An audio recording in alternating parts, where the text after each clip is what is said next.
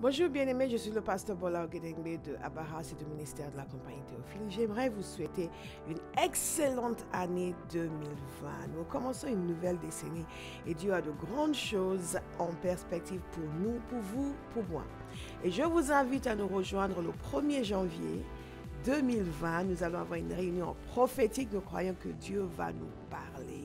Nous allons commencer l'année dans la présence de Dieu, la parole de Dieu, la louange. Et nous croyons, nous libérons notre foi, que des paroles prophétiques puissantes seront libérées sur des vies, que des guérisons, des transformations de vie vont se produire. Et que en cette première journée de l'année, nous allons être galvanisés dans notre foi pour marcher d'une manière digne du Seigneur dans l'année 2020 et accomplir des exploits par la puissance du Saint-Esprit.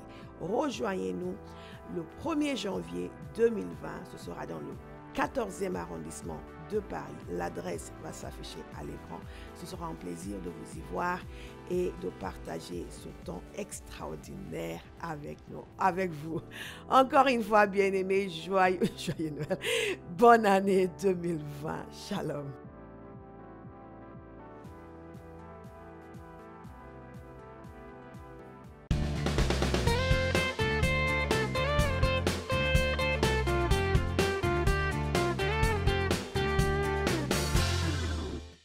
Vous êtes dans Luc chapitre 2.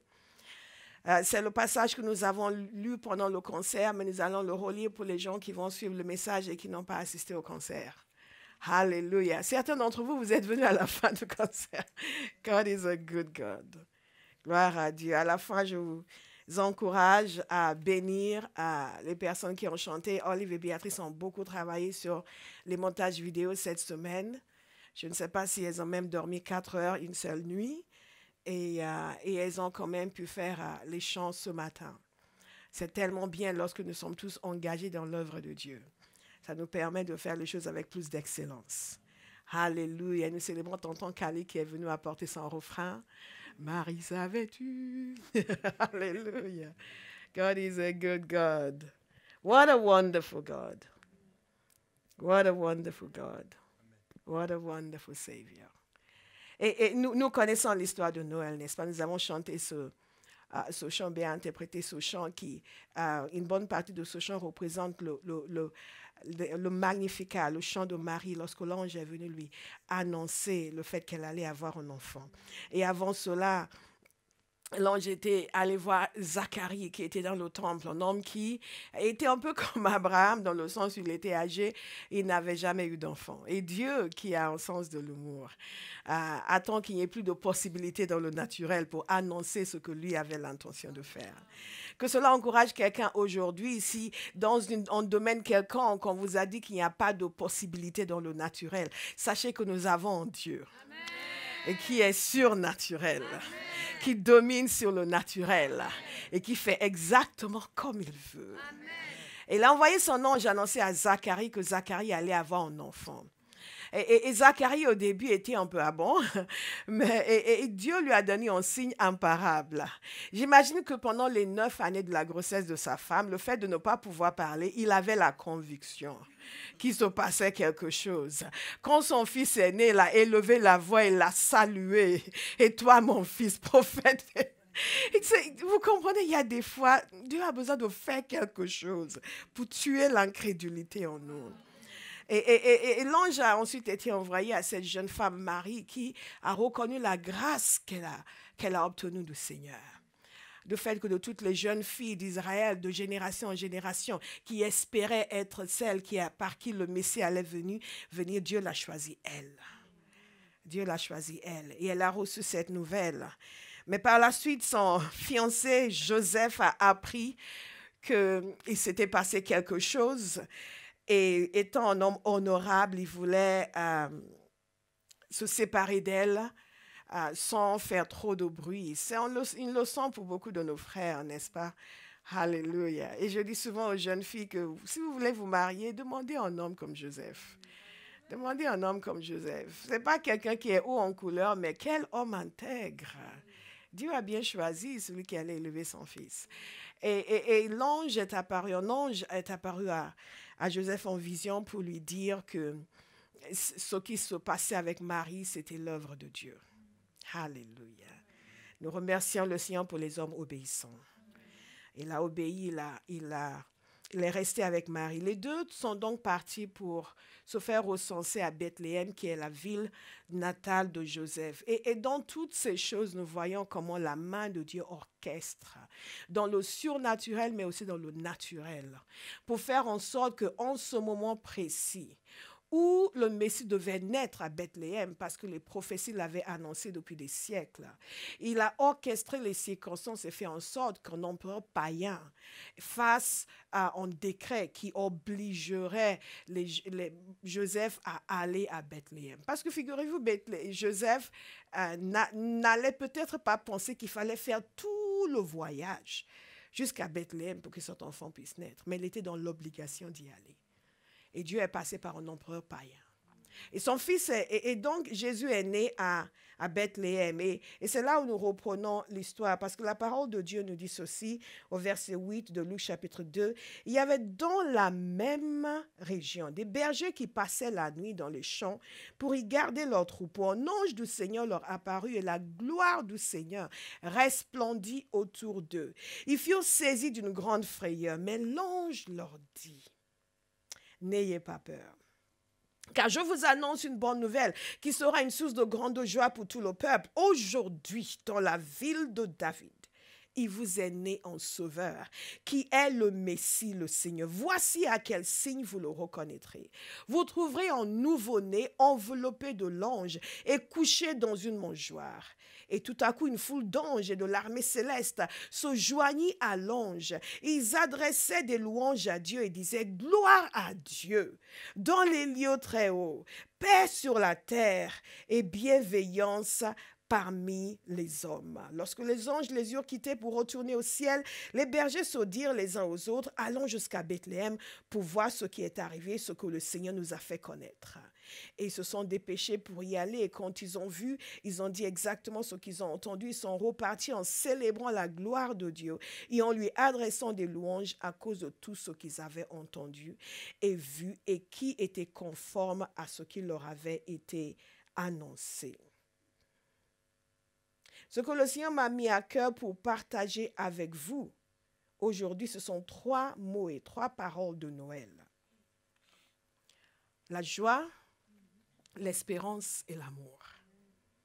Et dans cette annonce que fait l'ange, il leur dit ceci: n'ayez pas peur, car je vous annonce une bonne nouvelle qui sera une source de grande joie.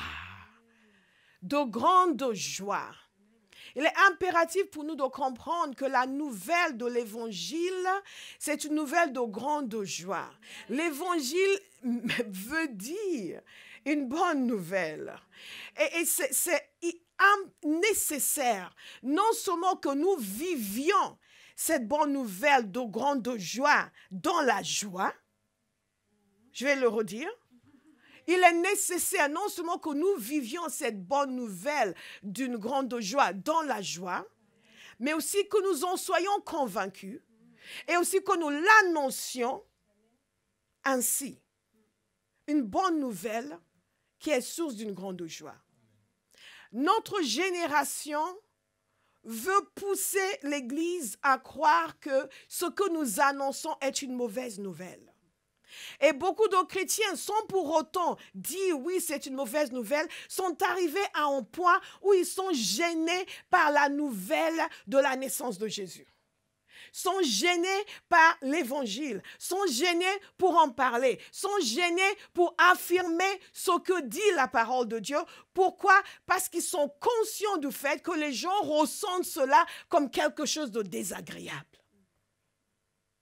Et inconsciemment, eux aussi commencent à ressentir cela comme quelque chose de désagréable, comme quelque chose qui dérange les gens, comme quelque chose qui n'a pas sa place dans notre monde d'aujourd'hui, comme quelque chose qu'il faut éviter d'évoquer au maximum. Quelqu'un va retrouver ce matin la conscience du fait que la naissance de Jésus est une bonne nouvelle, source d'une grande joie. Je le répète, une bonne nouvelle, source d'une grande joie. Vous allez méditer sur cela. Vous allez le prier. Vous allez l'écrire. Vous allez le confesser jusqu'à ce que vous en soyez intimement persuadés. Persuadés. Persuadés que c'est une bonne nouvelle d'une grande joie, qui est source de joie, qui apporte la joie, qui donne la joie, qui établit la joie. Alléluia. La venue de Jésus est une bonne nouvelle. Si c'est tout ce que je vous dis aujourd'hui, je vous aurais prêché un grand message. La venue de Jésus, je le répète, est une bonne nouvelle. Un ange est descendu du ciel pour le dire sur la terre. Personne ne peut vous dire que ce n'est pas la vérité. Alléluia. Gloire à Dieu. Votre collègue de travail ne peut pas vous dire que ce n'est pas ainsi. Qu'est-ce qu'il en sait? Dieu a envoyé son ange pour le dire. Que c'est une bonne nouvelle est arrivée. Je le répète, une bonne nouvelle est arrivée. Ce qui veut dire qu'avant sa venue, le monde était dans une situation mauvaise. Mais en arrivant, une bonne nouvelle est arrivée. Qui allait provoquer beaucoup de joie. Dans un monde qui ne connaît pas la joie. Parce que la vraie joie, c'est celle que Dieu donne. Et en dehors de Dieu, il n'y a pas de joie. Alléluia. Et donc, quand Jésus est venu, il est venu source d'une grande joie. Je dis source d'une grande joie.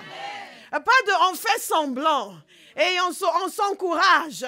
Et on fait alléluia, ça va pas, mais alléluia quand même. Non, source d'une grande joie. Alléluia. Nous retrouvons la conscience de cela. Cela pénètre notre être. Et quand cela pénètre notre être, nous sommes convaincus que lorsque nous annonçons l'évangile à quelqu'un, nous lui annonçons une bonne nouvelle. Amen. Que la personne le sache ou pas, c'est une bonne nouvelle. Alléluia. Je déclare sur vous que toute gêne pour annoncer l'évangile disparaît. Amen. Toute réticence à parler de Jésus disparaît. Amen. Vous êtes envahis de la conscience du fait que sa venue est une bonne source d'une grande. Alléluia. Alléluia. C'est quelque chose d'assez insidieux. On peut ne pas s'en rendre compte, mais progressivement, on finit par se taire. On finit par ne plus tellement parler. On finit par ne pas vouloir être embêté parce que les gens vont dire « Oh, c'est bon, c'est bon, c'est bon. » Les radicaux, qu'est-ce qu'on vous appelle encore? Les fondamentalistes, tout ce qu'ils veulent. Mais l'ange a dit une bonne nouvelle. Amen. Source d'une grande joie. Amen. Alléluia. Et moi, je le crois. Moi, je le crois. Moi, je le crois. Et Jésus, vous savez, ce n'était pas une bonne nouvelle pour tous ses contemporains. C'était une bonne nouvelle pour tous, mais tous ne l'ont pas accepté. Donc, ce n'est pas quelque chose de nouveau. Qu'il y ait des gens qui n'acceptent pas que ce soit une bonne nouvelle. Et les pharisiens n'ont pas considéré que c'était une bonne nouvelle pour la majorité d'entre eux, n'est-ce pas? Ils n'ont pas considéré que c'était une bonne nouvelle. C'est tout le contraire. Mais tu es qui, toi? Tu te prends pour qui? Ce ne sera pas notre témoignage. Ce ne sera pas notre témoignage. Et c'est source d'une grande joie. Parce que Dieu est venu dans un monde sans joie pour amener la vraie joie. Celle que Dieu donne. Et Jésus lui-même était un homme de joie. Nous savons que dans Ésaïe, il était appelé un homme de douleur, mais ça c'est parce qu'il a pris nos douleurs. Pas parce que lui était fondamentalement malheureux. Non, c'est parce qu'il a pris nos peines. Il a pris nos souffrances. Mais Jésus était un homme de joie. La parole de Dieu nous dit dans Hébreu qu'il a été oint d'une huile de joie. Amen. Alléluia. Et karamana zakata. I feel like singing. Alléluia. Une huile de joie. Il était partout où il allait. Dans sa mission, il apportait la joie. Il apportait la joie. Les gens étaient remplis de joie. Quand Jésus passait par là, dès qu'il avait fini d'opérer, les gens ne repartaient pas malheureux. Sauf ceux qui ne voulaient pas l'accepter. Les seuls qui sont malheureux au contact de Jésus sont ceux qui veulent retenir des choses qui ne veulent pas le suivre. Tous ceux qui l'ont suivi étaient remplis de joie. Soyez remplis de joie ce matin. J'ai dit à quelqu'un, soyez remplis de joie ce matin. Soyez remplis de joie ce matin. Soyez remplis de joie ce matin. Et ne laissez plus rien vous voler votre joie. Et plus personne vous voler votre joie. Que les gens soient contents ou pas, nous avons reçu une bonne nouvelle. Source d'une grande joie. Et Jésus est venu pour changer la donne. Alléluia. Il a amené la joie aux gens à travers son ministère. Partout il allait, il laissait la joie. Et nous a fait entrer dans un royaume de joie. La parole de Dieu nous dit clairement que le royaume de Dieu, c'est la justice, la paix et la joie. Non, vous n'êtes pas convaincus. La parole de Dieu nous dit que le royaume de Dieu, c'est la justice, la paix et la joie dans le Saint-Esprit. Quand vous naissez de nouveau, vous devenez un homme de joie. Fou, je suis devenue une femme de joie. Donc ne vous étonnez pas que je sois joyeuse. C'est Jésus. Si ça vous dérange, blâmez le Seigneur.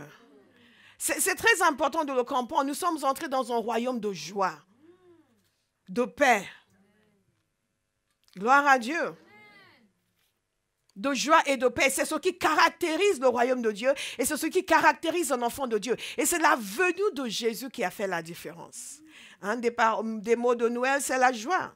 La parole de Dieu nous dit qu'un des fruits de l'esprit, regardez dans Galates chapitre 5, 22, un des fruits de l'esprit, c'est la joie. Donc Jésus est venu sur terre par sa naissance, il a ouvert la voie à ce que le Saint-Esprit puisse venir nous remplir un jour. Et le Saint-Esprit venant nous remplir, continue de faire une œuvre en nous qui produit la joie. Amen. Gloire à Dieu. Amen. Vous devez le rechercher ardemment. Plus que vous ne cherchez l'argent, cherchez la joie. Vivez dans la joie du Seigneur.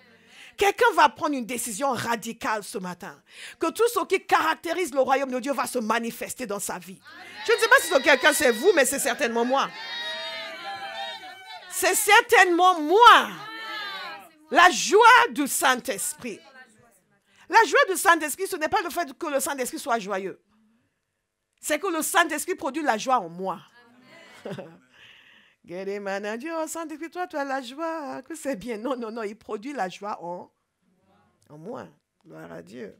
Il produit la joie en moi. Le Saint-Esprit produit la joie en nous. Le fait que nous soyons rachetés aussi produit la joie en nous. Le fait d'être né de nouveau produit la joie en nous. Acte 2, 46 nous dit ceci, chaque jour avec persévérance, ils se retrouvaient dans commun accord au temple. Ils rompaient le pain dans les maisons et ils prenaient leur nourriture avec joie et simplicité de cœur parce qu'ils étaient nés de nouveau. Et ils étaient ensemble, ils adoraient le Seigneur, ils étaient remplis de joie. Hier, ici à la prière, nous étions remplis de joie. Le Seigneur s'est manifesté. God is a good God. Nous l'avons adoré. Nous étions remplis de joie. Il y a des personnes qui pensent que plus ils font la tête à l'église, plus ils sont sérieux. Non.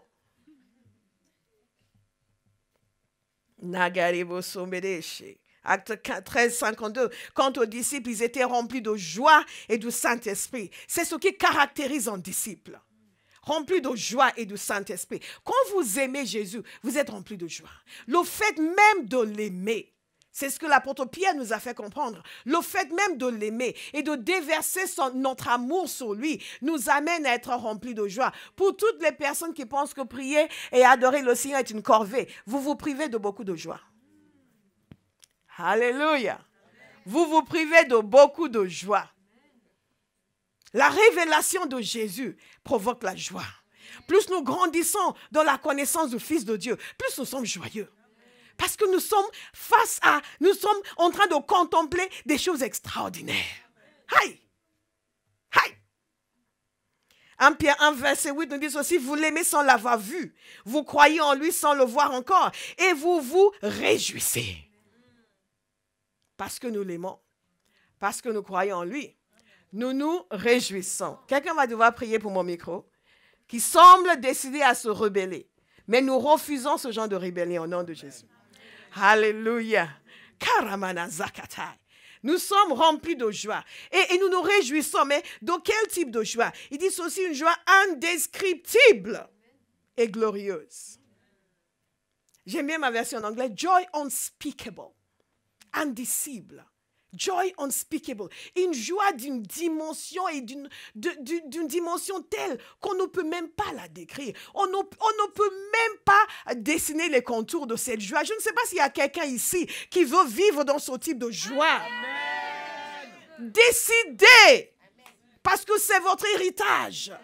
C'est votre droit. Amen. Alléluia.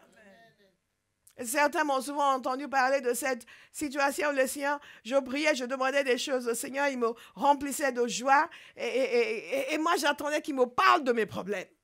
Mais lui, il me remplissait de joie. À un moment donné, je dis, non, je ne t'ai pas demandé la joie. Je me disais, il veut me distraire. Il veut me distraire. Au lieu de parler des choses qui me dérangent, qu'est-ce que je fais avec la joie? Moi, je veux des solutions. Mais la joie, c'est la solution de Dieu. Amen. Parce que la joie du Seigneur, c'est notre force. Amen. Et quand vous êtes rempli de la joie du Seigneur, vous pouvez affronter toutes choses. Amen. Toutes choses. Donc, pour tous ces gens qui pensent qu'il faut pleurnicher et refuser d'être heureux tant que Dieu n'a pas répondu, vous êtes en train de passer à côté. Alléluia. Mais le Seigneur m'a éduqué. Gloire à Dieu. Heureusement, il m'a éduqué, il m'a reformaté. J'ai compris la nécessité de toujours vivre dans la joie du Seigneur, quelles que soient les circonstances. Parce que la joie n'est pas fonction des circonstances, elle est fonction de la communion avec le Saint-Esprit. Amen. Alléluia. Amen. Et ce même Dieu qui vous remplit de joie ne va pas dire, je ne vais pas t'aider à régler tes problèmes. Non. Non.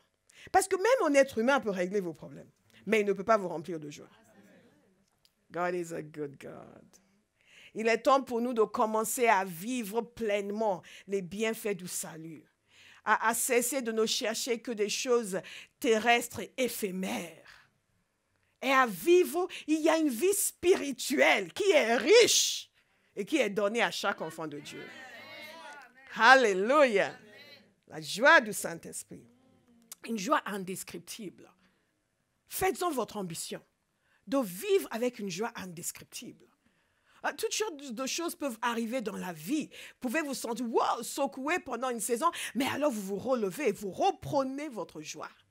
Indescriptible. Jésus est venu pour cela. Une bonne nouvelle d'une grande joie.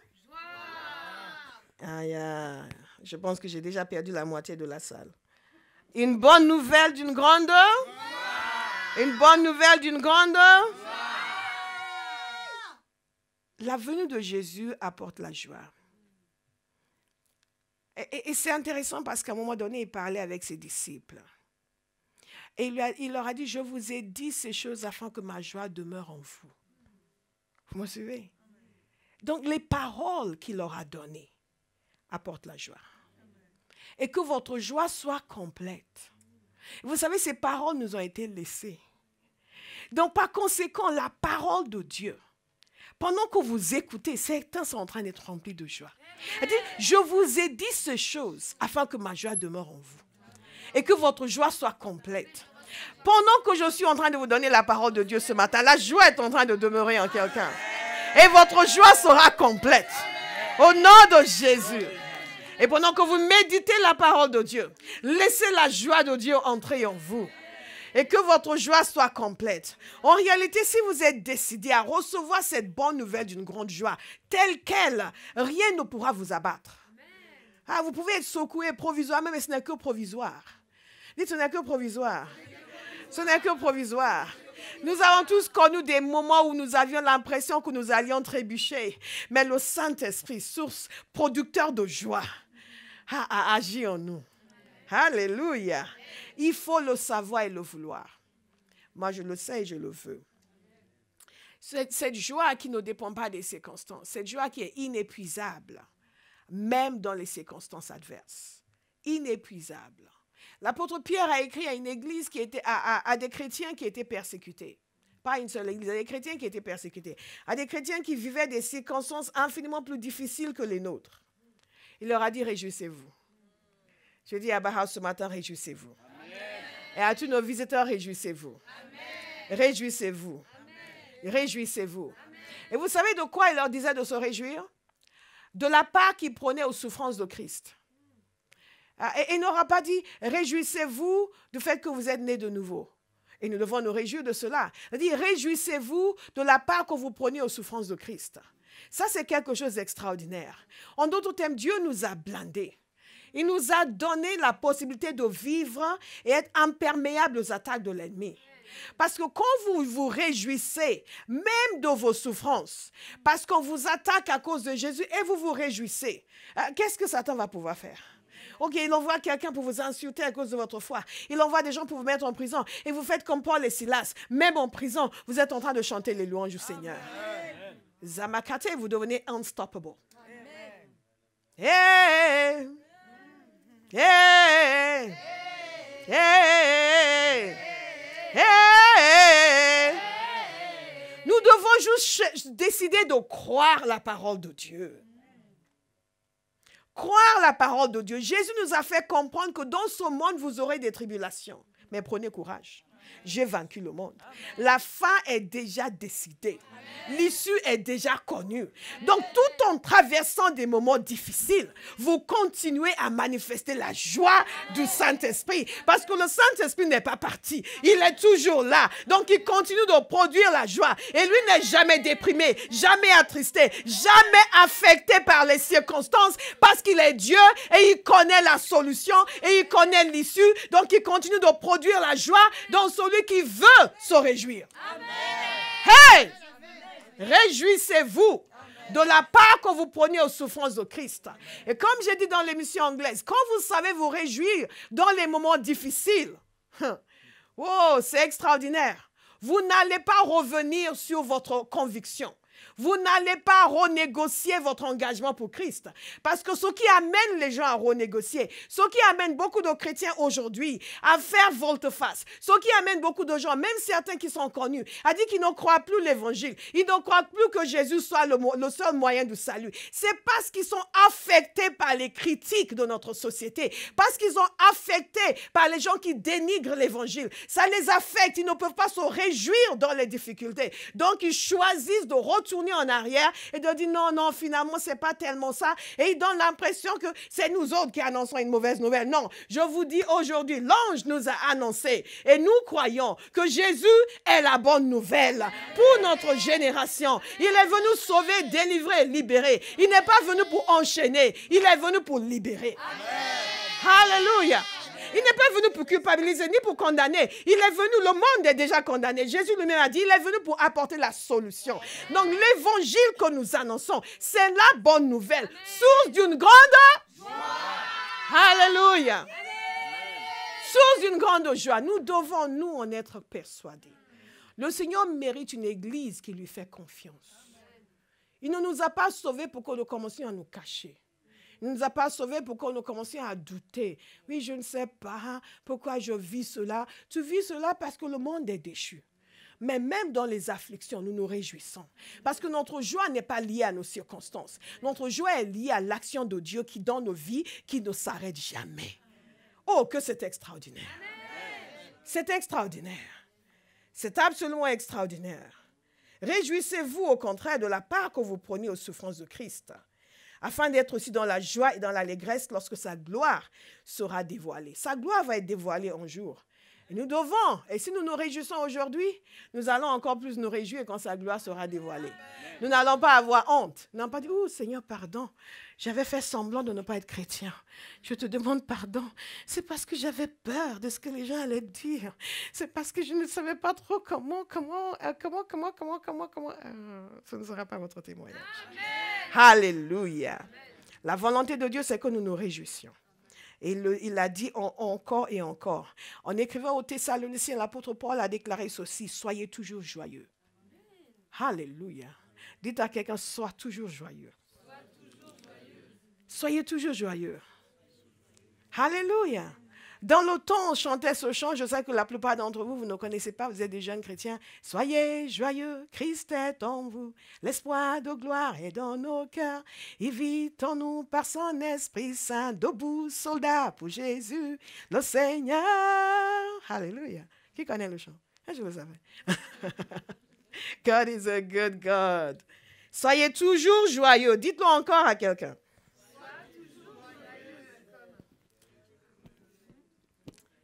Et la partie qui suit, c'est celle qui dérange beaucoup de chrétiens. Priez sans cesse. Quand les gens disent, oui, j'ai ma barasse, mais il prie trop. La parole dit prier sans cesse. God is good.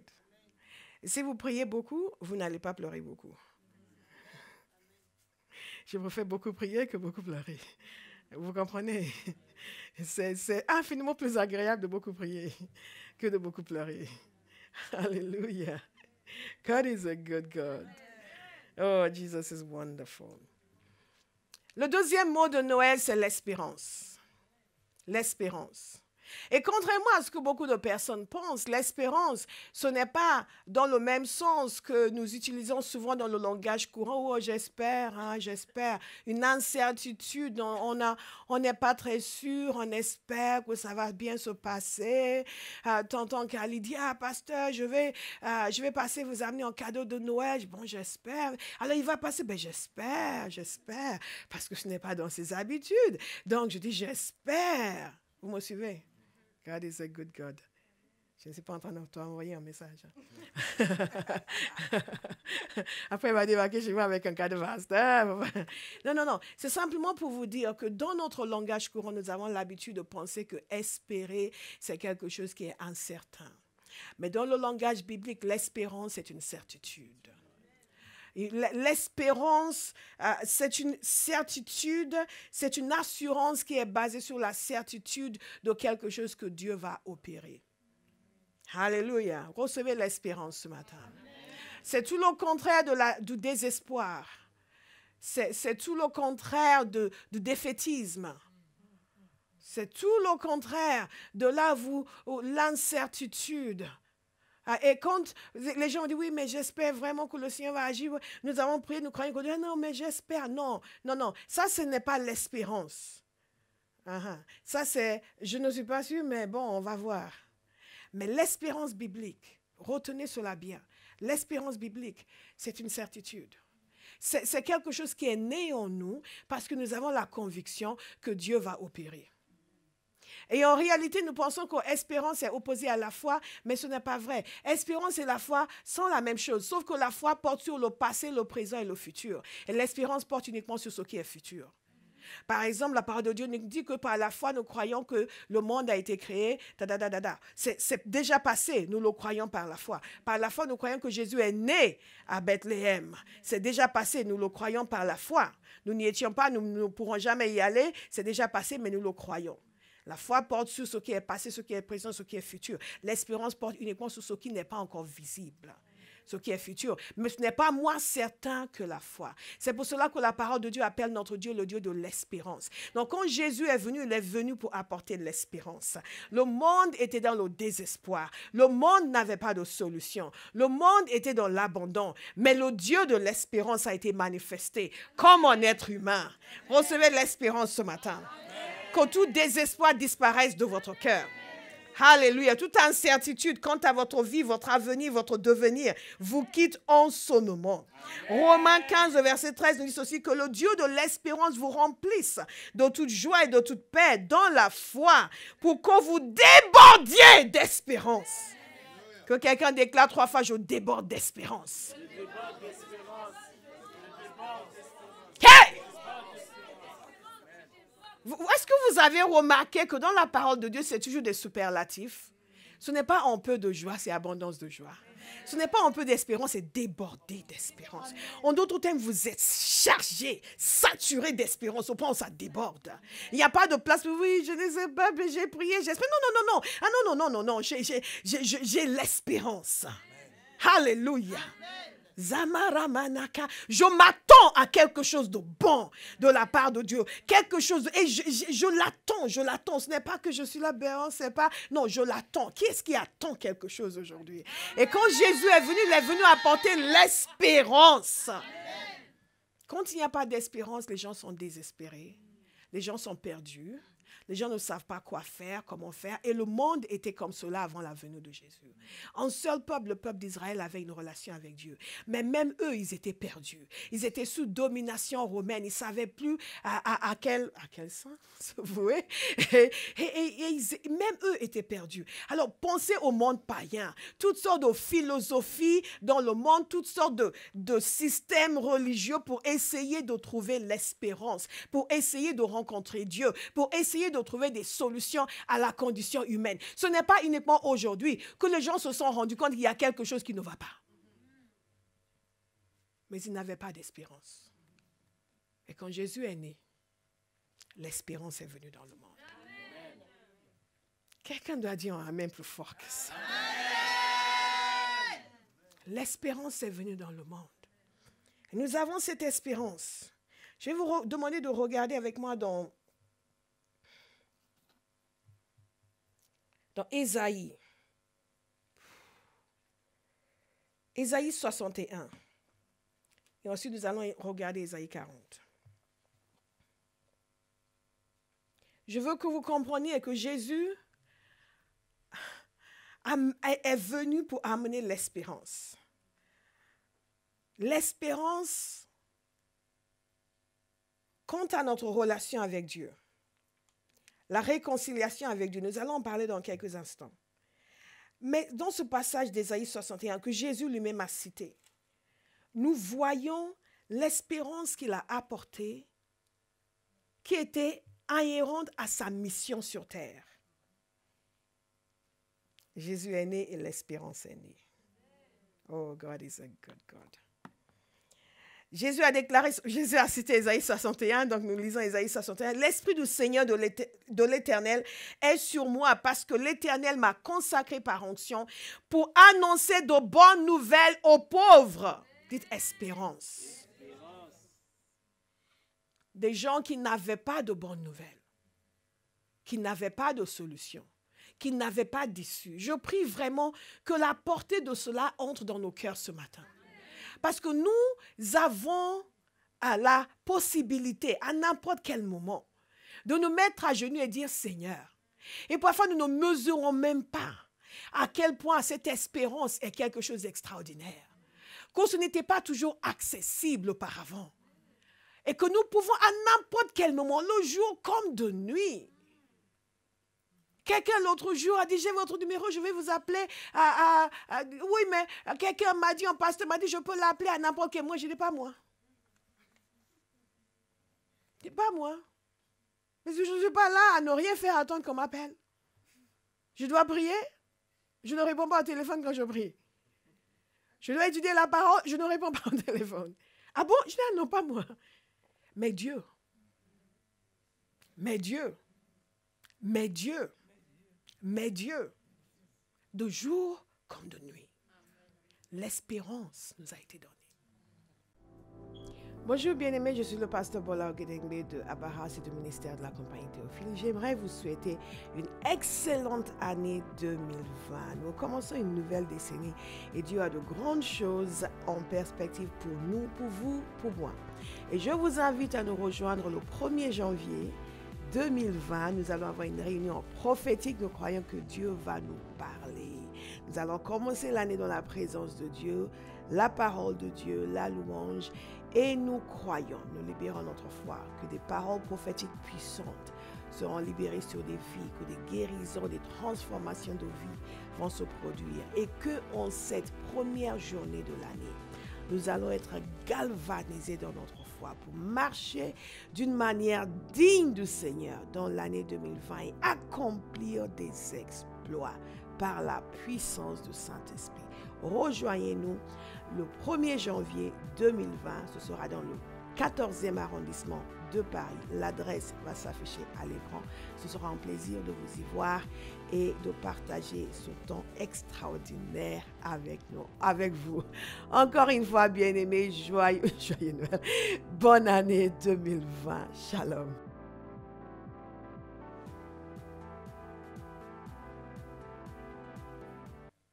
Alléluia. Je prie donc que nous puissions mesurer la grâce qui nous a été faite. Parce que si vous êtes pauvre aujourd'hui, vous savez que Jésus est venu apporter la bonne nouvelle. Mais avant Jésus, il n'y avait pas de bonne nouvelle pour les pauvres. Il m'a envoyé pour guérir ceux qui ont le cœur brisé. Espérance! Hey! Pour proclamer aux déportés la liberté et aux prisonniers la délivrance. Espérance! Wow! Pour proclamer une année de grâce de l'Éternel, espérance.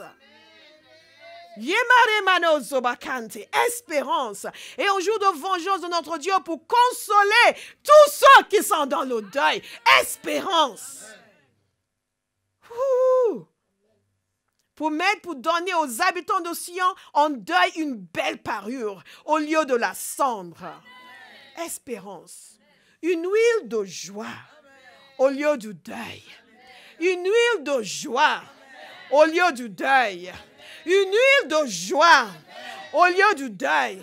Quelqu'un va décider de renoncer au deuil, de renoncer à la dépression, de renoncer à la tristesse et de saisir cette huile de joie. La mission de Jésus, c'est d'apporter l'espérance. Que quelle que soit la situation où les gens se trouvent, Jésus est venu et il est la solution à cette situation. Et nous l'avons vu quand il a agi sur terre. Ce n'était pas que des paroles. Il a agi. Nous l'avons vu partout amener l'espérance. Et quand Bartimée a hurlé, c'est parce qu'il y avait une espérance. Quand la femme qui souffrait d'une perte de sang a dit, si je peux simplement toucher le bord de ses vêtements, elle avait l'espérance. Ce qu'elle avait entendu avait fait naître en elle l'espérance. Que ce Jésus, il est venu pour apporter l'espérance. Et ce dont j'ai besoin dans ma vie sera libéré dans ma vie. Amen. Alléluia. Avant Jésus, elle n'avait pas cette espérance. Elle ne pouvait pas imaginer cela. Elle ne pouvait pas penser cela. Lorsque cet homme, dont le fils était démoniaque, qu'il avait apporté aux disciples, et les disciples ne pouvaient pas l'aider, et a vu Jésus, il avait l'espérance. Et il a crié au Seigneur. Et le Seigneur a répondu. Et il a agi. Et cet enfant a été délivré. Alléluia. Quelqu'un va laisser l'espérance du Seigneur agir dans son cœur aujourd'hui. Et prendre conscience du fait que c'est Jésus qui fait ça. C'est sa venue qui a amené ça. Sans lui, on n'avait pas d'espérance. Mais il nous l'a apporté. Je prie vraiment que la conscience de ces choses nous envahisse pour que nous commencions à honorer le Seigneur comme jamais auparavant. Je trouve que nous, les chrétiens, nous sommes trop légers dans notre attitude vis-à-vis du Seigneur, dans notre approche vis-à-vis du Seigneur. Nous allons louer le Seigneur. Et les gens sont là, ils sont en train de, oui, mais bon, les chants ici, quels que soient les chants, vous chantez. J'ai loué le Seigneur en arabe. Je ne parle pas en traître mot d'arabe, mais ils chantaient en arabe, moi aussi. C'est pour Jésus, il peut interpréter. Alléluia. J'étais dans des endroits où les gens chantaient dans les langues que je ne comprenais pas. Peu importe. La mélodie n'est pas exactement celle que j'aime, mais qu'importe. Ils ne chantent pas pour moi, ils chantent pour le Seigneur. Amen. Quelqu'un doit laisser le respect pour le Seigneur. Gagner de nouveau son cœur. Gagner de nouveau son cœur. Il a apporté l'espérance. La solution à toute situation. À une huile de joie au lieu du deuil. Moi, je l'ai expérimenté. Quand mon père est décédé, j'avais l'impression que mon monde s'était effondré. Il était mon héros. Il était la personne que je respectais le plus sur la terre. J'admirais tellement de choses en lui. Il n'était pas parfait, mais j'admirais tellement de choses en lui. Même encore aujourd'hui, 20 ans après, de temps en temps, je dis, waouh, si mon père était là. Tellement de choses en lui. Mais Dieu m'a donné une huile de joie au lieu du deuil. En vêtements de louange. Au lieu d'un esprit abattu, l'espérance. Parce que Jésus est venu. Parce que Jésus est venu. Parce que Jésus est venu. Quelqu'un va laisser le Seigneur lui donner une huile de joie. Nous devons cesser d'être attachés à des choses dont le Seigneur peut nous débarrasser. Vous ne manifestez pas votre amour pour une personne en restant dans le deuil. Non, vous manifestez votre foi en Dieu en acceptant qu'il vous donne une huile de joie. Que quelqu'un reçoive une huile de joie ce matin. Alléluia. Alléluia. Alléluia. Alléluia. Quelle que soit la situation, lorsqu'ils sont venus dire à Jaïrus que sa fille était morte, Jésus lui a dit, n'aie pas peur. Crois seulement. Espérance. Nous allons grandir dans l'espérance. Nous avons l'espérance parce qu'il nous a donné des promesses de réconfort. Donc, Ésaïe 40. Je vais aller très vite parce que le temps passe. Ésaïe 40 est une prophétie du prophète Ésaïe qui suit une prophétie sur la captivité qui devait se produire à Babylone. Mais ensuite, il donne une prophétie du retour de captivité. Vous voyez combien Dieu est bon. Il donne toujours l'espérance. Et dans cette prophétie, est non seulement une prophétie naturelle pour le peuple de Dieu, pour Israël, dans cette période, pour le peuple de Dieu dans cette période, mais c'est aussi une prophétie messianique. vous allez reconnaître certains passages de cette prophétie cités dans le Nouveau Testament. Il dit ceci, consolez, consolez mon peuple, dit votre Dieu. Parlez au cœur de Jérusalem. Criez-lui que sa période de combat est terminée.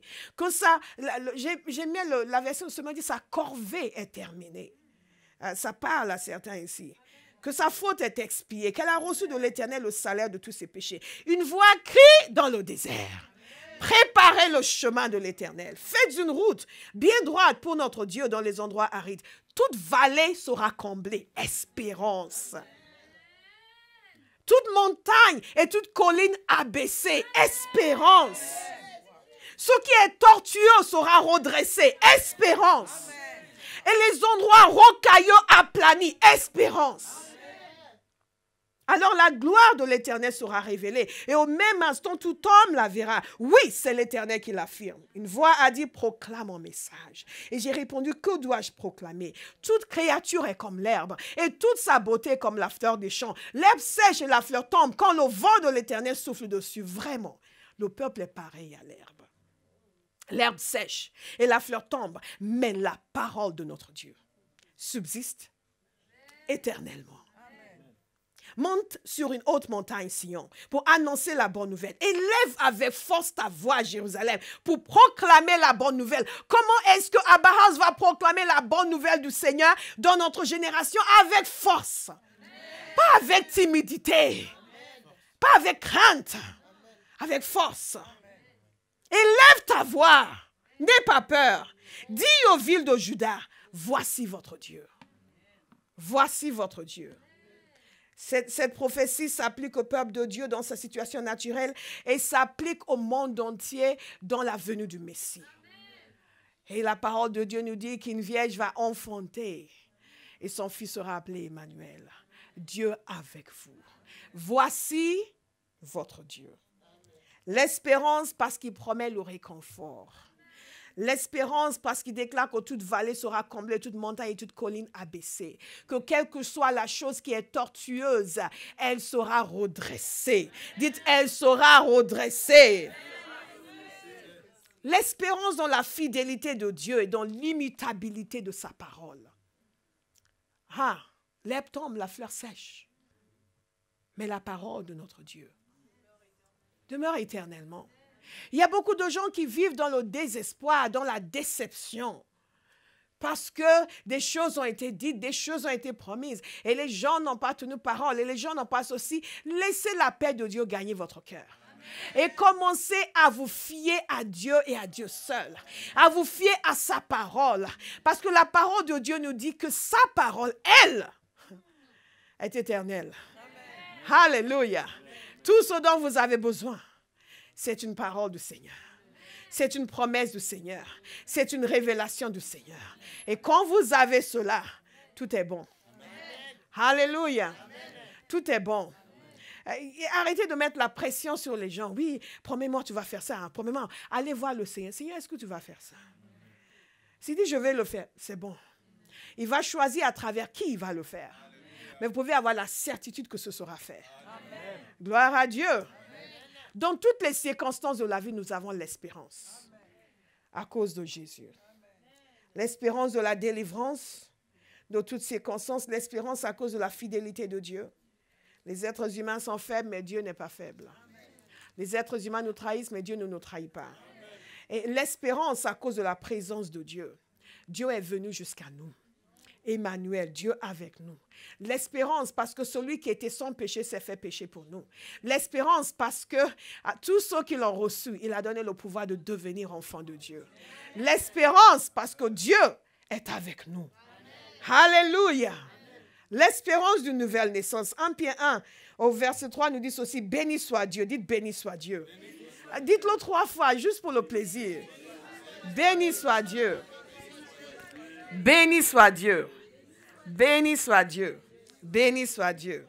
Béni soit Dieu. Donc 1 Pierre 3, 1 au verset 3 nous dit ceci, béni soit Dieu, le Père de notre Seigneur Jésus-Christ, conformément à sa grande bonté. Vous voyez, fidélité de Dieu. Conformément à sa grande bonté, il nous a fait naître de nouveau à travers la résurrection de Jésus-Christ pour une espérance vivante. J'ai une espérance vivante. J'ai une espérance vivante. Il y a des gens qui disent, oui, mais tu crois en un bonhomme qui est mort il y a 2000 ans. Non, non, non. J'ai une espérance vivante en un sauveur qui est toujours vivant. Alléluia. Qui vit encore et intercède pour moi. Aujourd'hui même, il est toujours vivant. Une espérance vivante. Gloire à Dieu. Nous avons l'espérance dans la gloire de Dieu qui sera manifestée.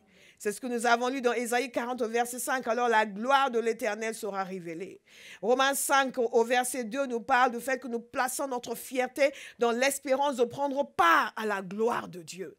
Le chrétien a de l'espérance. Nous sommes nés de nouveau, mais notre espérance reste intacte. L'espérance de prendre part à la gloire de Dieu. Il y a toujours des choses qui nous attendent. La résurrection des morts nous attend. Nous avons l'espérance aussi d'avoir encore glorieux un jour. Nous avons l'espérance du retour du Seigneur. Nous avons l'espérance que tout ne s'arrête pas ici. Jésus va revenir sur cette terre. Nous avons l'espérance, non seulement que nous allons avoir des corps nouveaux, nous allons lui ressembler. Nous avons l'espérance que nous allons régner avec lui sur terre. Nous avons l'espérance que nous allons passer l'éternité dans la présence de Dieu. Que quelqu'un célèbre le Seigneur. Hey! Tout ça parce qu'un enfant est né à Bethléem qui a amené l'espérance dans un monde désespéré. Parce qu'il a accompli ses promesses. Et la parole de Dieu nous parle de déborder d'espérance. Nous devons prier en continu et dire, Seigneur, que je déborde en continu d'espérance. Nous devons avoir une pleine assurance. Hébreu nous parle de rester fermement attachés à l'espérance que nous reconnaissons comme vraie. Vous voyez, comme la joie, pour l'espérance, il y a le choix de la vivre et de s'y attacher. On ne va pas vous obliger à avoir de l'espérance. On ne va pas vous forcer à avoir de l'espérance. Mais je veux que vous compreniez que tout ce que Dieu a prévu pour nous est accessible en permanence. Si nous faisons ce qu'il faut pour continuer à jouir de cet accès. Nous ne sommes pas tributaires des circonstances. Nous ne sommes pas les victimes de nos circonstances. Nous avons la capacité d'agir de telle sorte que tout ce que Dieu a pourvu puisse continuer à fonctionner dans nos vies. La nouvelle naissance a fait de nous des hommes et des femmes puissants. Des hommes et des femmes avec la capacité d'influer sur leur propre destinée en suivant la parole de Dieu et en agissant dans la prière et par la puissance du Saint-Esprit. Dites à quelqu'un, tu es puissant. Tu es puissant. Alléluia. Alléluia. Et tout cela nous vient de Dieu. Et tout cela nous vient de Dieu. Et tout cela nous vient de Dieu. J'étais allée sur la page de Béa sur Facebook. J'ai trouvé très drôle. J'ai vu quelqu'un qui a mis en commentaire. Elle avait mis un de nos messages sur sa page et quelqu'un a mis en commentaire. Comment est-ce qu'elle sait tout ça? Avec plein de points d'interrogation. Malheureusement, personne ne lui a répondu. Et je sais tout ça par la parole de Dieu. La Bible a été écrite non pas pour que nous la mettions sous notre oreiller, mais pour que nous la lisions et que nous croyions réellement ce qui est dedans.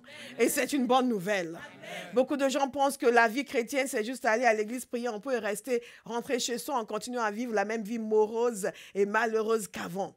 Non, Jésus est venu pour nous apporter une bonne nouvelle, source d'une grande joie. Et ces choses sont vraies. Elles sont écrites pour nous montrer ce que Dieu a pourvu pour nous. Nous sommes censés les saisir, les croire, les manifester, les vivre. Amen. Évidemment, ça semble être trop bon pour être vrai. Mais Dieu est trop bon et il est vrai.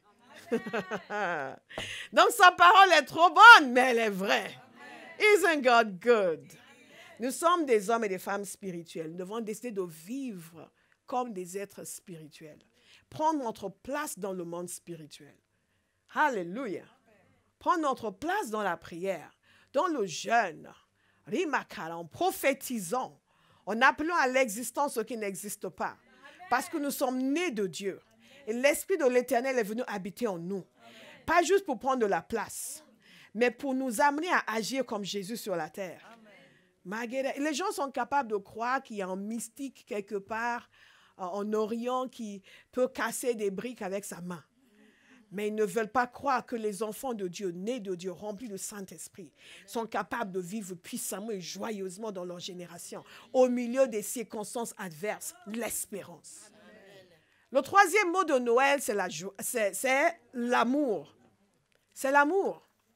Et la joie et l'espérance, Dieu nous donne. C'est quelque chose qu'il nous donne à cause de son amour. Vous me suivez? À cause de son amour. Son amour, c'est ce qu'il est. La joie et l'espérance, c'est ce qu'il nous donne. Et l'amour, c'est la raison pour laquelle il nous donne la joie et l'espérance. Parce que la parole de Dieu nous montre clairement que Dieu a tant aimé le monde. Voici de quelle manière il a aimé le monde. Il a donné son Fils unique. Et donc, l'incarnation est l'expression par excellence de l'amour de Dieu. Alléluia. Hey, c'est une fenêtre qui nous permet d'apercevoir la nature de Dieu. C'est quelque chose d'extraordinaire. Et l'amour, la parole de Dieu nous dit que Dieu est amour, ce qui veut dire que c'est intrinsèque à sa nature. C'est pour cela que ça m'irrite parfois quand j'entends les chrétiens dire « Je ne sais pas si le Seigneur m'aime ». Je dis toujours « Mais il faudra qu'il fasse une exception pour ne pas t'aimer toi ». Parce qu'il est amour. Même les gens qui vont aller en enfer, il les aime. Il ne les envoie pas en enfer parce qu'il ne les aime pas, mais parce qu'ils ne l'ont pas accepté. Est-ce que vous me suivez? Oui. Ils ne vont pas en enfer parce que Dieu ne les aime pas. Dieu aime tout le monde. Maintenant, il y a des gens qui subissent sa colère, mais ça ne veut pas dire qu'il ne les aime pas. L'amour est intrinsèque à sa nature. Et c'est parce qu'il nous aime qu'il nous a donné son Fils. C'est parce qu'il nous aime qu'il nous a donné sa joie. C'est parce qu'il nous aime qu'il nous a donné l'espérance. Seigneur, est-ce que tu m'aimes? Est-ce que tu m'aimes? Il faut grandir un peu. Dites à quelqu'un, grandir un peu. Grandir un peu. Jésus n'est pas venu sur terre pour mourir pour les gens que Dieu n'aimait pas. Il a tant aimé le monde. Maintenant, vous êtes nés de nouveau. Il a dit, finalement, bon, j'aime le monde, mais pas les chrétiens. Non, ce n'est pas de logique. Et même quand nous péchons, il nous aime. Ça ne veut pas dire qu'il est content de nous, mais il nous aime. Et c'est parce qu'il nous aime que nous pouvons venir nous repentir et recevoir le pardon. Et nous pouvons recevoir le pardon parce que nous sommes convaincus de son amour. Et le fait que Jésus soit venu sur terre, c'est la preuve de l'amour de Dieu. Je disais dans l'émission anglaise qu'il y a des gens qui disent, oui, mais c'est quoi ce Dieu qui tue son Fils? Oui, c'est quoi ce Dieu qui se sacrifie pour te sauver? Tu n'étais pas un infanticide. C'était un sacrifice. Et il l'a fait pour nous, pas pour lui-même. Pour nous. Parce que Dieu, tout en nous aimant, et parfois nous l'oublions, il se suffit à lui-même. Parce qu'il est Dieu. Il se suffit à lui-même. Il n'a aucun besoin de nous. Il a choisi de nous créer, de nous aimer. Mais sans nous, ça ne change rien à sa gloire, ni à sa splendeur, ni à son existence. Donc, parfois, nous, quand on dit, oui, mais Dieu t'aime, tu sais, le Seigneur veut ton amour, ce n'est pas parce qu'il en a besoin. C'est parce qu'il sait que l'aimer est la chose la plus parfaite que tu peux faire. Aimer Dieu est la chose la plus parfaite qu'un être humain peut faire. C'est la chose la plus noble qu'un être humain peut faire. Donc, il nous amène à l'aimer pour nous faire grandir, pour nous faire devenir de plus en plus comme lui. Alléluia! Quelqu'un est en train de saisir l'amour de Dieu ce matin. Je veux croire que plus personne ne viendra dire, oh, pasteur, est-ce que le Seigneur m'aime? Si vous venez me dire cela, je vais vous dire, je vais vous donner ce message et vous allez, comme on nous faisait quand on était au secondaire, vous allez l'écrire 5 fois. Vous allez retranscrire ce message 5 fois à la main. Alléluia. 1 Jean 4, verset 9, nous dit ceci, voici comment Dieu a manifesté son amour pour nous. C'est tellement clair, n'est-ce pas? Il a envoyé son Fils unique dans le monde pour que par lui, nous ayons la vie. Noël, c'est la manifestation de l'amour du Père. La manifestation de l'amour du Père. Dans notre génération, nous avons tendance à l'oublier. Je me souviens, il y a quelques années, je parlais avec un enfant. Ah, à Noël, je dis, en fait, qu'est-ce qu'on fait à Noël? Je ne sais pas, c'est une fête de famille. Non, ce n'est pas une fête de famille du tout. Oui, mais c'est une fête de famille. Non, non, non, non, tu ne fais pas partie de la famille de Marie et de Joseph. N'oublions jamais. C'est la manifestation parfaite de l'amour du Père. Cela règle pour toujours la question de savoir si Dieu est bienveillant envers l'humanité ou pas.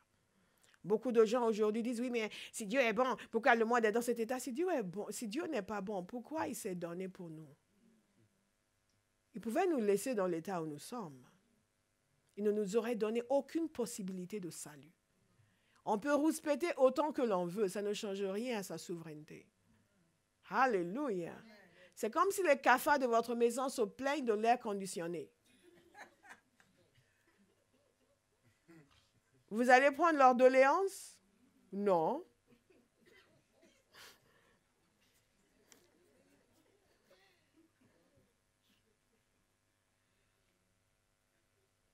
Et l'amour de Dieu est démontré dans le but de l'incarnation.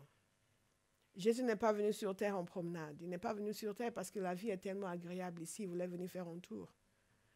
Il n'est pas venu sur terre comme les gens viennent en Europe pour dire, tiens, on va aller chercher la fortune en Europe. God is a good God. Ce n'est plus tellement le cas. Maintenant, les gens vont au Moyen-Orient. Je ne crois pas. Des choses politiques. Jésus est venu sur terre, il s'est humilié parce qu'il nous aimait. Il l'a fait parce qu'il voulait nous sauver. Alors pendant que vous mangez votre bûche de Noël, n'oubliez pas l'amour de Dieu. L'amour de Dieu pour nous sauver. Pour nous sauver. Notez donc la référence de 1 Jean 4, verset 9. Méditez dessus, priez dessus, remerciez le Seigneur pour son amour. Il est venu pour nous sauver. Il est venu pour nous aider. Nous qui n'étions pas un peuple, nous sommes devenus le peuple de Dieu. Il est venu pour se donner en rançon pour beaucoup, comme nous l'avons déjà dit. Pour faire de nous des enfants de Dieu. 1 Jean 3, 1 nous le dit à tout. Il nous explique, voyez, de quel amour le Père nous a témoigné pour que nous soyons appelés enfants de Dieu. Son amour est témoigné par le fait que nous sommes appelés enfants de Dieu. Vous comprenez?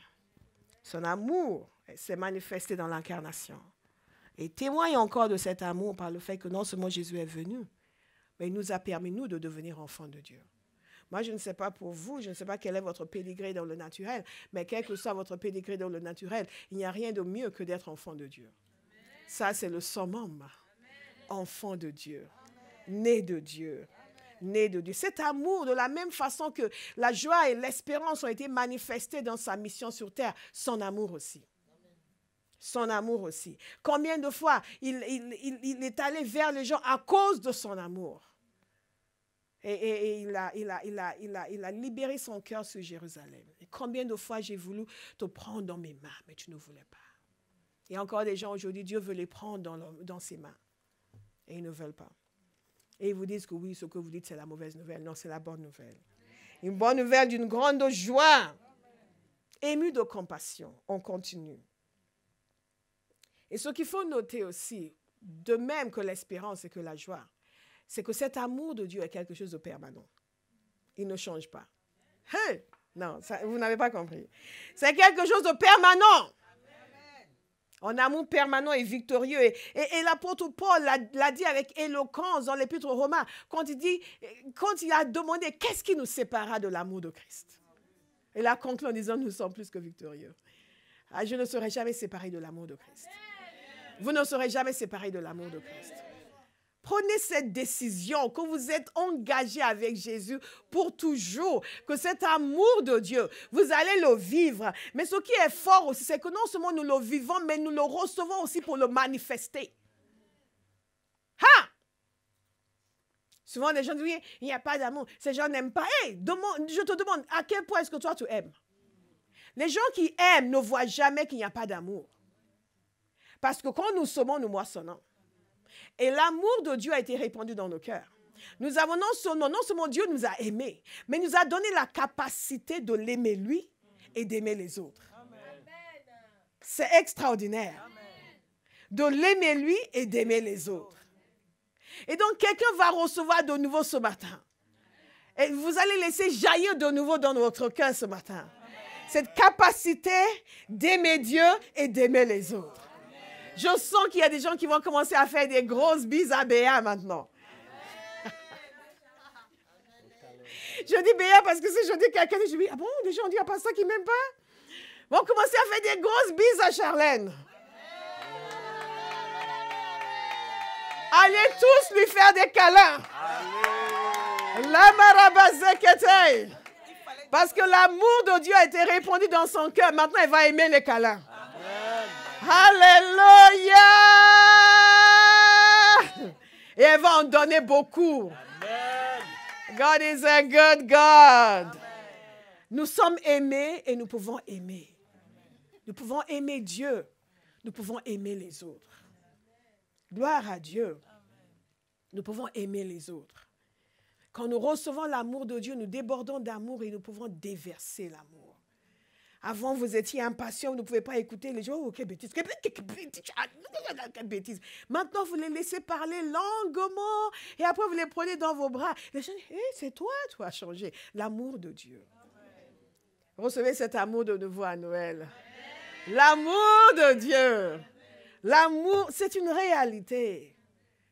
L'apôtre Paul a dit, ce ne sont pas des fables habilement conçues. L'apôtre Pierre, ce ne sont pas des fables habilement conçues. Nous ne sommes pas en train de raconter des histoires. Ce n'est pas du cinéma, ce n'est pas un spectacle. Ce n'est pas un show, c'est une réalité. L'amour que Dieu a manifesté envers nous. Cet amour est inconcevable, au-delà de tout ce que nous pouvons soupçonner. Au point où Jésus a dit que le Père nous aime de la même façon qu'il aime lui. Aïe. Et il y a encore un chrétien sur terre qui se demande si Dieu l'aime. Vous ne pouvez même pas l'imaginer. Comment Dieu peut m'aimer autant qu'il aime Jésus? Et on va louer le Seigneur, quelqu'un reste là, oui, mais bon, moi, ça change, je ne sais pas. Non, God punish the devil. Vous serez délivrés de tout chichi.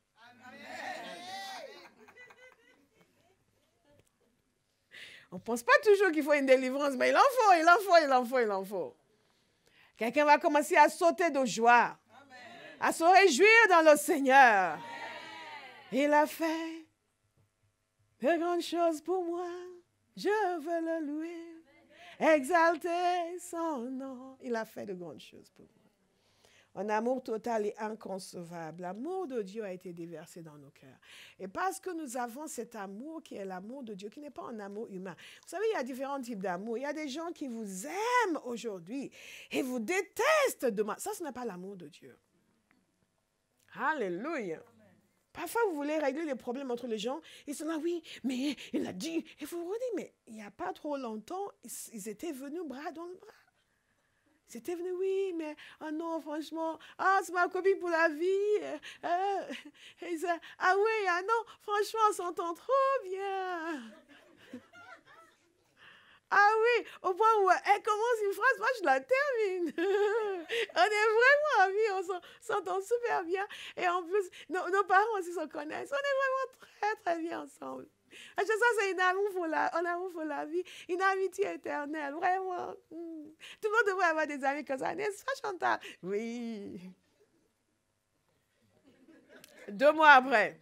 Non, c'est Chantal, mais franchement. Non, mais pasteur, mais Chantal, mais enfin, mais cette fille, tu crois? J'ai dit, oh, Philippine, ça a changé. Mais l'amour de Dieu. Et quand nous aimons les gens avec l'amour de Dieu, quels que soient les désagréments, nous sommes capables de regarder au-delà et laisser cet amour se manifester. Quelles que soient les vexations du moment, les irritations du moment, vous pouvez regarder au-delà. Ça ne veut pas dire que s'il y a des gens qui vous causent énormément de problèmes, pour le dire gentiment, vous devez continuer à les côtoyer en permanence. Non. Vous prenez une distance saine, tout en continuant à les aimer de loin. Alléluia. À Noël, vous appelez, joyeux Noël. Mais on ne se voit plus. Oh, mais le Seigneur fera, le Seigneur fera. On pourra se voir un jour, Alléluia. L'amour de Dieu. Nous avons une responsabilité d'aimer parce que nous avons été aimés. Nous avons été aimés d'un amour infini. Donc nous avons aussi la responsabilité d'aimer et de manifester l'amour de Dieu, d'aimer les gens qui ne nous aiment pas et d'aimer les gens qui n'aiment pas Dieu. Nous les aimons pour leur montrer une démonstration de l'amour de Dieu. Parce que Dieu les aime même dans l'état où ils sont, car Dieu a tant aimé le monde. Hallelujah. God is good. Ça a donné la capacité d'aimer. La capacité d'aimer Dieu, la capacité de vivre en communion avec Dieu. Jésus a dit ceci, si quelqu'un m'aime, il gardera ma parole et mon Père l'aimera. Nous viendrons vers lui et nous établirons domicile chez lui. Je veux marquer sur ma porte chez Jésus. Si je devais avoir un tatouage, ce serait chez Jésus. Hallelujah. God is a good God. Vous imaginez à quel point Dieu veut nous côtoyer, nous. Wow. Et il y a des gens, quand vous les appelez, vous cachez votre numéro. Parce qu'ils se devaient voir, ils n'allaient pas répondre. Mais Jésus. Jésus. Jésus. Jésus. J'ai noté ici que l'incarnation, c'est le Fils qui révèle le Père, qui démontre l'amour du Père, qui nous remplit de la joie et de l'espérance dans notre salut présent et futur. C'est Dieu qui nous donne la capacité d'aimer comme nous avons été aimés, d'aimer Dieu et d'aimer sa création. C'est important pour nous non seulement de recevoir ce que Jésus est venu faire. Chaque fois que je déplace le micro, le son devient grave. De recevoir ce que Jésus est venu faire pour nous. Et de prendre la décision ce matin de vivre de telle sorte à manifester en continu la joie, l'espérance et l'amour. Comme je l'ai souvent dit, louer le Seigneur, honorer Dieu, ce n'est pas uniquement le chant, c'est nos vies. Lorsque je vis la plénitude de ce que Jésus est venu sur terre pour faire, je suis en train de l'honorer. Et Dieu prend plaisir à voir son enfant rempli de joie. Dieu prend plaisir à voir son enfant rempli d'espérance. Dieu prend plaisir à voir son enfant rempli d'amour et manifester l'amour. Dieu prend plaisir à voir une église qui est convaincue que l'évangile, c'est la bonne nouvelle qui est source d'une grande joie. Amen. Pas uniquement pour elle, mais pour le monde. Et qui l'amène au monde. Alléluia. Alléluia. Si vous êtes cette personne, je vais compter jusqu'à 3. Et vous allez vous lever d'un bond en criant merci Jésus. Et j'ai dit criant, merci Jésus. Je n'ai pas dit en chuchotant, merci Jésus. Il y a certains qui se mettent sur leur siège, certains qui s'installent plus confortablement dans leur chaise. 1, 2, 3. Merci Jésus. Alléluia. Bonjour bien-aimés, je suis le pasteur Bola Ogedengbe de Abaha, c'est le ministère de la compagnie Théophile. J'aimerais vous souhaiter une excellente année 2020. Nous commençons une nouvelle décennie et Dieu a de grandes choses en perspective pour nous, pour vous, pour moi. Et je vous invite à nous rejoindre le 1er janvier 2020. Nous allons avoir une réunion prophétique. Nous croyons que Dieu va nous parler. Nous allons commencer l'année dans la présence de Dieu, la parole de Dieu, la louange. Et nous croyons, nous libérons notre foi, que des paroles prophétiques puissantes seront libérées sur des vies, que des guérisons, des transformations de vie vont se produire. Et qu'en cette première journée de l'année, nous allons être galvanisés dans notre foi pour marcher d'une manière digne du Seigneur dans l'année 2020 et accomplir des exploits par la puissance du Saint-Esprit. Rejoignez-nous le 1er janvier 2020. Ce sera dans le 14e arrondissement de Paris. L'adresse va s'afficher à l'écran. Ce sera un plaisir de vous y voir et de partager ce temps extraordinaire avec vous. Encore une fois, bien-aimés, joyeux Noël. Bonne année 2020. Shalom.